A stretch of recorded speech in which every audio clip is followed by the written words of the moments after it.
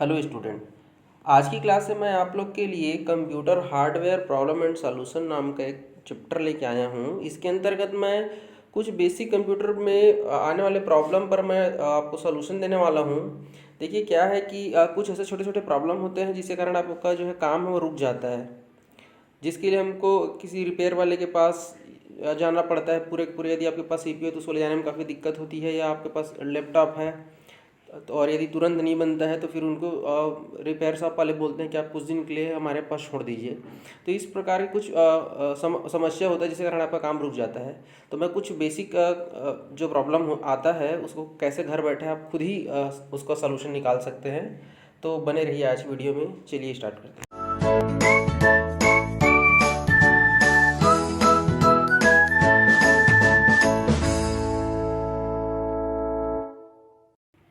चलिए देखिए, सबसे पहले प्रॉब्लम क्या है, कंप्यूटर स्टार्ट ही नहीं हो रहा है।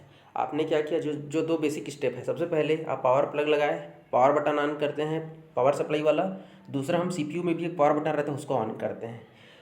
इसको जैसे ही प्रेस करते हैं विद इन सेकेंड आपका क्या होना चाहिए, सीपीयू में जो बटन लाइट बटन जो रहता है वो जलना चाहिए। दूसरा ये है कि आप देखिएगा आपके सीपीयू में बैक साइड एक फ़ैन लगा रहता है। वो फ़ैन यदि चल रहा है मतलब पावर सप्लाई आ रहा है। लेकिन यदि कंप्यूटर के पावर बटन को ऑन करने के बाद भी आपका पावर सप्लाई हो ही नहीं रहा है, समझिएगा बात को। आप देख रहे हैं बार बार सीपीयू के पीछे जो फैन लगा हुआ उस पर आप चेक कर रहे हैं कि एयर आ रहा है कि नहीं आ रहा है, जिससे आप कंफर्म हो जाए कि पावर सप्लाई हो रहा है। उस स्थिति में क्या प्रॉब्लम हो सकता है, तो देखिए मैंने पहला पॉइंट क्या लिखा हुआ है कि कंप्यूटर जैसे स्टार्ट नहीं होता तो उसके से one of the most important reason होता है कि पावर सप्लाई हो ही नहीं रहा है। ठीक है, ये अगर आपका कंप्यूटर ऑन होने के बाद भी क्या हो रहा है, कंप्यूटर के कैबिनेट के सामने जो ऐसे सीपीयू के सामने से लाइट बना रहता है वो जल नहीं रहा है। ठीक है, मतलब लाइट जो है ऑन ही नहीं हुआ है।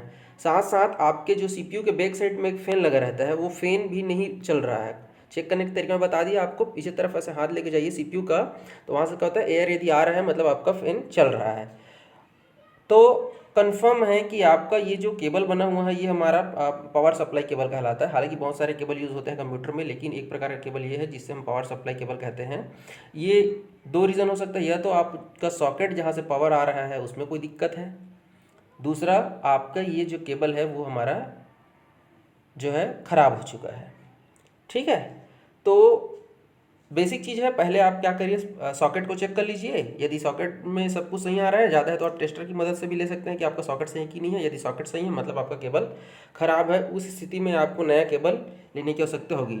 दूसरा केस इसके अपोजिट देखते हैं, लेकिन ऐसा हुआ कि पावर सप्लाई बिल्कुल ठीक है और पावर सप्लाई के बावजूद भी आपका सीपीयू में जो है पावर नहीं आ रहा है, तो उसके लिए हम देखते हैं नेक्स्ट रीजन क्या हो सकता है। तो देखिए, दूसरा जो हमारा प्रॉब्लम हो सकता है एसएमपीएस के कारण। आपका पावर सप्लाई जो है उसका मुख्य जो जरिया है वो एसएमपीएस ही है। इसका फुल फॉर्म भी कभी कभी एग्जाम में पूछ देता है, तो एसएमपीएस का फुल फॉर्म मैंने यहाँ पे लिखा हुआ सेकंड पॉइंट में, स्विच मोड पावर सप्लाई कहते हैं। तो स्विच मोड पावर सप्लाई में क्या होता है, आपका केबल बिल्कुल ठीक था बट आपका एसएमपीएस में प्रॉब्लम के कारण आपका जो है कंप्यूटर में जो भी लाइट लगा हुआ है वो नहीं चल रहा है, मतलब सीपीयू भी नहीं आ रहा है और आपका जो मॉनिटर है उस पर भी जो है सप्लाई नहीं हो पा रहा है। अब आपको कंफर्म करना है कि क्या वाकई में मेरे एसएमपीएस में ही प्रॉब्लम है कि नहीं है। तो उसके लिए देखिए, एक तरीका ये है कि यदि आपका एसएमपीएस में के मदद से आपके सीपीयू में नहीं आ रहा है, सप्लाई नहीं आ रहा है, तो बाय डिफ़ॉल्ट यदि आपको ज़्यादा चेक नहीं करना है तो मान लीजिए कि एसएमपीएस ही ख़राब है। लेकिन एक मैं आपको दूसरा तरीका बता रहा हूँ, हालांकि कोई रिस्क नहीं है। आप एक काम करिए, देखिए यहाँ पे मैंने जो डायग्राम बनाया हुआ है, एसएमपीएस को सबसे पहले मदरबोर्ड से अलग कर लीजिए। ये देखिए ऐसा केबल रहता है, बस आपको ऐसे अनप्लग करना है, ज़्यादा कुछ नहीं करना है। अनप्लग करने के बाद इसमें देखिए मैंने ग्रीन और ब्लैक कलर ऐसे हाईलाइट कर दिया है, ऐसे लगा रहता है। इसमें आप कोई भी वायर लीजिए और दोनों ऐसे एक दूसरे से शॉर्ट कर दीजिए। उससे क्या होगा कि आपका जो है यदि फैन चल रहा है दोनों को शॉर्ट करने के बाद, मतलब आपका एसएमपीएस सही है। कहीं ना कहीं सॉकेट या केबल में ही प्रॉब्लम हो सकता है। लेकिन यदि ऐसा करने के बावजूद आपका एसएमपीएस का फैन नहीं चल रहा, मतलब 100% श्योर हो जाओ कि आपका एसएमपीएस में ही प्रॉब्लम है और उसको आप क्या करिए, चेंज कर लीजिए। ठीक है, चलिए नेक्स्ट देखते हैं। कंप्यूटर जो है आपका, कंप्यूटर तो ऑन हो रहा है लेकिन स्क्रीन का ब्लैंक होना कहने का मतलब है कि भाई देखिए पावर सप्लाई तो आ रही है, इसीलिए आपका कंप्यूटर ऑन होने का तात्पर्य यहाँ पे सीपीयू ऑन है। सीपीयू का फैन चल रहा है, सीपीयू का जो लाइट रहता है लाइट जल रहा है, लेकिन आपका जो स्क्रीन है वो ब्लैंक है बिल्कुल, ऐसे कि जैसे कि कंप्यूटर ऑन है ही नहीं। उस स्थिति में क्या होता है देखिए कि ये सेकंड कारण हो सकता है। दूसरे मामले में कंप्यूटर ऑन होता है लेकिन लाइट और फैन तो ऑन होते हैं, जबकि हमारा स्क्रीन जो है क्या होता है वो ब्लैंक रहता है और कंप्यूटर बूट भी नहीं होता। देखिए यहाँ पे एक नया टर्म आया है बूट। तो बूट का मतलब समझने की कोशिश करिए। बूट का मतलब होता है, बूट एक पूरा पूरा एक प्रोसेस होता है और इस प्रोसेस को हम लोग कहते हैं बूटिंग प्रोसेस। इस प्रोसेस में होता क्या है कि जब आपका कंप्यूटर बंद होता है उस समय आपका जो ऑपरेटिंग सिस्टम है वो सेकेंडरी मेमोरी में होता है। जैसे ही आप कंप्यूटर को ऑन करते हैं तो यहाँ से ऑपरेटिंग सिस्टम ओएस का यहाँ पे मतलब सेकेंडरी मेमोरी से प्राथमिक मेमोरी में आना ही एक कंप्लीट प्रोसेस है, जिसको हम लोग बूटिंग प्रोसेस कहते हैं। मतलब आपका सिस्टम बूट होगा ही नहीं तो कहाँ से ऑन होगा। ठीक है, तो इस प्रकार की सिचुएशन के लिए हम क्या करते हैं, एक प्रकार का ट्रबल शूट एक वर्ड है, इसका मतलब होता है किसी भी कंप्यूटर से संबंधित समस्याओं को समाधान करने के लिए इस वर्ड का प्रयोग किया जाता है। तो मैं एक बार फिर से इसको रिपीट करता हूँ कि आपका सीपीयू में सब कुछ सही है, केवल और केवल आपके स्क्रीन तक ही किसी कारण से जो है आपका जो है डिस्प्ले नहीं हो पा रहा है आपकी स्क्रीन में। आपका जो कंटेंट है जो डिस्प्ले होना चाहिए, डेस्कटॉप जो दिखना चाहिए, तो इस स्थिति के लिए हम क्या करते हैं चलिए देखते हैं। एक कारण मैं बता रहा हूँ आपको। एक स्थिति में ऐसा होता है कि आपका जो पीसी में है बार बार एक बीप साउंड का आवाज़ सुनाई देना, कंटिन्यू ऐसा आवाज़ आते रहेगा, आप इरिटेट हो जाओगे कि ऐसा क्यों हो रहा है, जब आपको लगेगा कि सब कुछ तो सही है फिर ऐसा क्यों। तो उसका एक कारण क्या है कि आपका जो रैम है, जिसको हम लोग रैंडम एक्सेस मेमोरी कहते हैं, जिसको हम लोग प्राथमिक मेमोरी भी कहते हैं, उसका लूज़ हो जाना। देखिए क्या होता है, आपके सीपीयू में मदरबोर्ड के अंदर रैम का सॉकेट लगा रहता है। कभी कभी क्या होता है कि काफ़ी टाइम से यदि आप रैम को निकाल के साफ़ नहीं किए रहते हैं तो उस स्थिति में धूल जम जाने के कारण एक रीज़न हो सकता है। दूसरा ये है कि कभी कभी क्या होता है, सीपीयू को साफ़ ऑफ करने के दौरान कभी कभी हिल जाने से वो सॉकेट से थोड़ा सा हिल जाता है, जिसके कारण क्या होता है आपका जो है पीसी जो है इस प्रकार का बीप साउंड जो है वो करने लगता है। ठीक है, तो सीपीयू से रैम को निकालें और किसी भी इस प्रकार का इरेज़र, नॉर्मली जो हम घर में यूज़ करते हैं, किसी प्रकार के आप क्या लीजिए, रबर या इरेज़र ले लीजिए और उसका जो ये जो गोल्डन वाला एरिया रहता है, जो गोल्डन भाग होता है, जो गोल्डन कोटेड होता है इधर वाला भाग को, इसको आप अच्छे से रगड़ लीजिए। देखिए कुछ लोग क्या करते हैं जो कपड़े से साफ़ करते हैं, लेकिन कपड़े से साफ़ ठीक से नहीं होता। इसके लिए क्या बेस्ट तरीका है कि आप इसके लिए क्या यूज़ करिए, इरेज़र यूज़ करिए। इरेज़र से उसको अच्छे से साफ़ कर लीजिए। सॉकेट को क्या कर लीजिए आप अच्छे से, यदि आपके पास एयर वाला मशीन है तो उसके थ्रू, या फिर आप क्या कर सकते हैं उसको आप किसी भी तरीके से उसको झाड़ लीजिए। उसके बाद पुनः उसको मदरबोर्ड में उसके सॉकेट में लगा दीजिए। ठीक है, उसके बाद फिर आपका जो सिस्टम ऑन हो जाएगा। देखिए मैंने यहाँ पे नोट करके लिखा है, यदि अभी भी प्रॉब्लम कर रहा है, देखिए आपने रैम निकाला, रैम को साफ़ कर लिया, लेकिन अभी भी आपको समाधान नहीं हुआ है, तो मॉनिटर के लिए अब देखिए, अब आपको कंफर्म हो गया कि आपका रैम में प्रॉब्लम नहीं है। अब हम किस पे फोकस करेंगे, अब मॉनिटर पे फोकस करेंगे। तो मॉनिटर तो क्या करेंगे, आप मॉनिटर में प्रॉब्लम तो नहीं है करके चेक करना चाहते हैं तो आप किसी दूसरे मॉनिटर में आप कनेक्ट करिए और फिर आप क्लियर हो जाएगा कि मॉनिटर में दिक्कत है कि रैम में दिक्कत है। ठीक है, चलिए नेक्स्ट देखते हैं। नेक्स्ट प्रॉब्लम क्या कहता है कि मॉनिटर का कलर बीच बीच में बदल जाना। देखिए क्या होता है कि अचानक आपका सिस्टम चलते रहेगा और आपका स्क्रीन ऐसे ब्लिंक करने लगेगा, मतलब एक प्रकार से हिलने डुलने टाइप का दिखेगा। आरजीबी कलर होता है जो रेड ग्रीन ब्लू ऐसा आने लगेगा। तो इस प्रकार के प्रॉब्लम में क्या करना चाहिए या क्या कारण से ये प्रॉब्लम हो रहा है। तो कारण ये है, देखिए ये राइट में ये जो मैंने केबल लगाया हुआ है, मोस्ट इंपॉर्टेंट क्वेश्चन है कि वीडियो के लिए कौन सा प्रकार का केबल यूज़ किया जाता है, पहला क्वेश्चन। दूसरा क्वेश्चन बन जाता है कि वीजीए का फुल फॉर्म। तो जिस केबल को मॉनिटर में डिस्प्ले कराने के लिए यूज़ किया जाता है उसको हम लोग कहते हैं वीजीए केबल, जिसका नाम है वर्चुअल ग्राफिक अरे, सॉरी वीडियो ग्राफिक्स अरे, सॉरी क्या हमारा होता है, वीडियो ग्राफिक अरे। इसी कारण से हमारा क्या होता है, यदि आपको कोई दिक्कत आ रहा है तो क्या होता है, इसमें देखिएगा आप यहाँ पे जूम करके आप देखिएगा, सॉरी मैं ही दिखा देता हूँ, आप कैसे जूम करेंगे।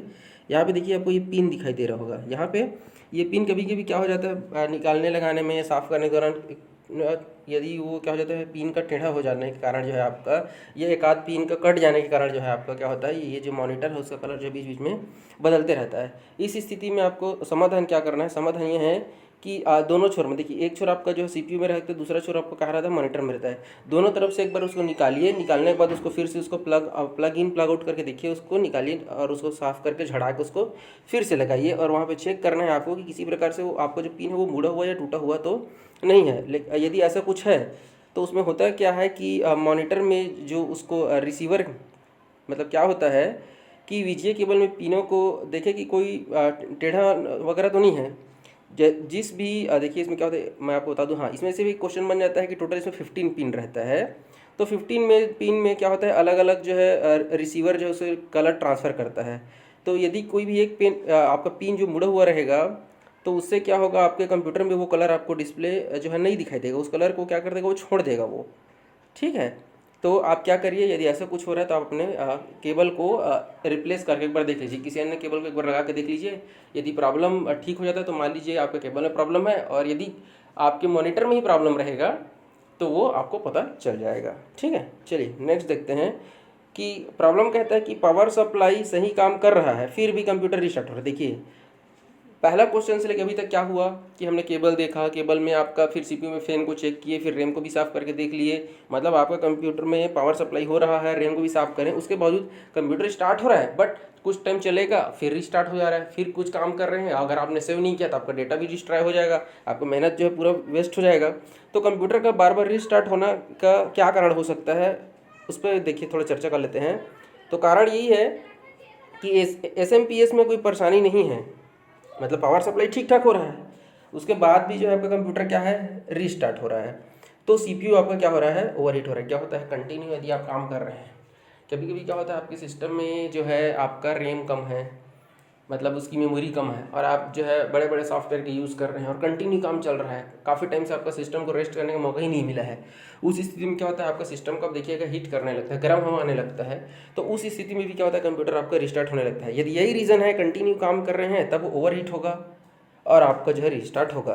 तो उसके लिए आप क्या करिए, कंप्यूटर को कुछ समय के लिए लगभग 1 से 2 घंटे के लिए शट डाउन कर दीजिए और उसको थोड़ी देर के लिए कूल होने दीजिए। वैसे मैं बता दूं आप लोग को कि आपके सिस्टम में 2 फैन लगा हुआ होता है, एक आपका एग्जॉस्ट लगा होता है, जैसे मैंने कहा कि एसएमपीएस के में लगा रहता है, वो क्या करता है, गर्मी को, हीट को बाहर करता है, और एक आपका जो फैन लगा रहता है, जैसे राइट में देखिए इमेज मैं दिखा दूँ, ये जो फैन है वो इस प्रोसेसर के ऊपर लगा हुआ है, जो प्रोसेसर को कूल करता है, प्रोसेसर को गर्म होने से बचाता है। मदरबोर्ड में आपका प्रोसेसर के जस्ट ऊपर का जो फैन है, यही हमारा समाधान है कि आप उसको क्या करिए, उस फैन को निकालिए, फ़ैन को चेक कर लीजिए, उसको थोड़ा साफ़ भी कर सकते हैं, यदि उसमें कुछ किसी प्रकार का धूल वगैरह है तो आप फ़ैन को एक बार कंफर्म कर लीजिए चल रहा है कि नहीं चल रहा है। यदि आपका फ़ैन चल रहा है तो आप क्या करिए, एक बार आप और कंफर्मेशन के लिए, और यदि कुछ अच्छा कर सकते हैं क्या करिए, आपका जो प्रोसेसर रहता है उसको आप इस सॉकेट से क्या कर लीजिए, बाहर निकाल लीजिए, और उसमें लगाने के लिए टर्मिनल पेस्ट होता है, उसको आप क्या कर दीजिए, उसको लगा दीजिए। उसके बाद आप क्या करिए, एक बार कंप्यूटर को स्टार्ट करके देखिए, आपका कंप्यूटर ठीक से काम करना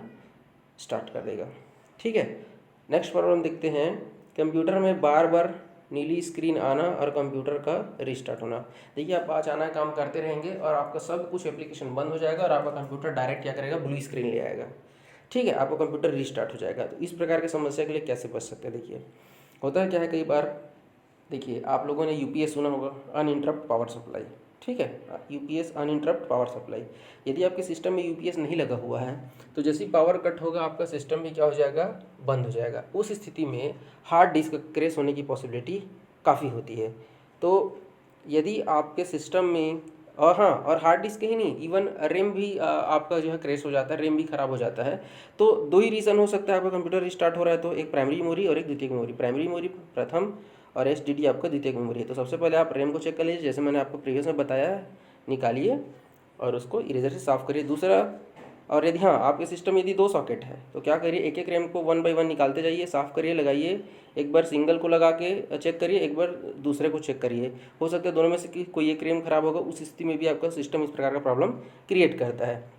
यदि आपका रैम ठीक है तो फिर सेकेंड रीज़न हो सकता है कि आपका हार्ड डिस्क जो है वो क्रैश हो गया, और आप क्या करिए, दूसरा हार्ड डिस्क आप लगा के उसको चेक कर सकते हैं। उम्मीद है आप लोगों को समझ में आया होगा।